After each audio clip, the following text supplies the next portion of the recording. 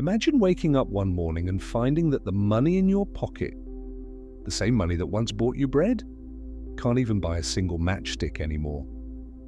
Imagine children stacking bundles of banknotes like building blocks, because those notes were worth less than toys. This isn't a story from a novel. This happened.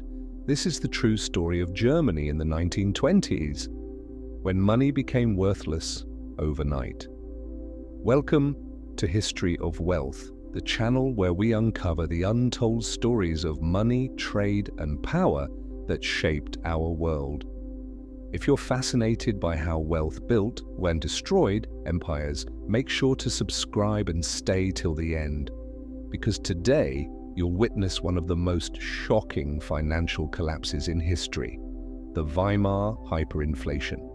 Germany, 1918. The First World War had ended and the Treaty of Versailles demanded Germany pay enormous reparations. The country was humiliated, defeated, and drowning in debt, but the bills had to be paid, while gold or foreign currency. Germany didn't have enough gold, so the government printed money, and at first it seemed like a clever solution. Need to pay soldiers? Print money. Need to rebuild? Print money. Need to pay reparations? Print money. But soon cracks began to show. At first, prices rose slowly. A loaf of bread that once cost half a mark rose to 1, then 2 marks. People complained, but they managed. But by 1922, things spiraled out of control. The more money the government printed, the less it was worth.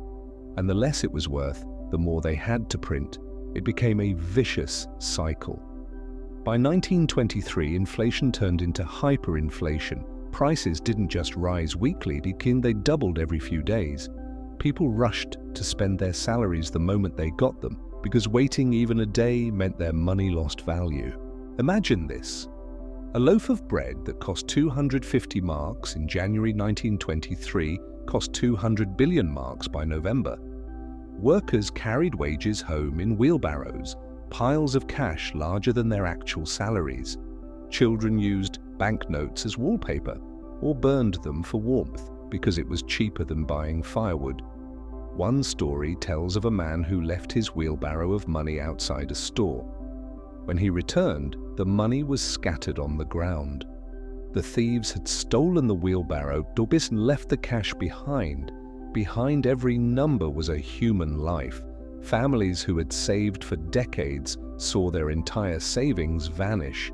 Middle-class Germans, once secure, became beggars overnight. Pensions became worthless. People traded clothes, jewelry, even furniture just to get food. Trust in the government collapsed, and with trust gone, anger grew. Out of this chaos rose extremist voices promising stability and strength, voices that would later change history forever. By late 1923, the German economy was on the edge of complete collapse. Finally, the government stopped the printing presses. They introduced a new currency, the Rentenmark, backed by land and industry instead of gold. It restored stability, but the damage was already done.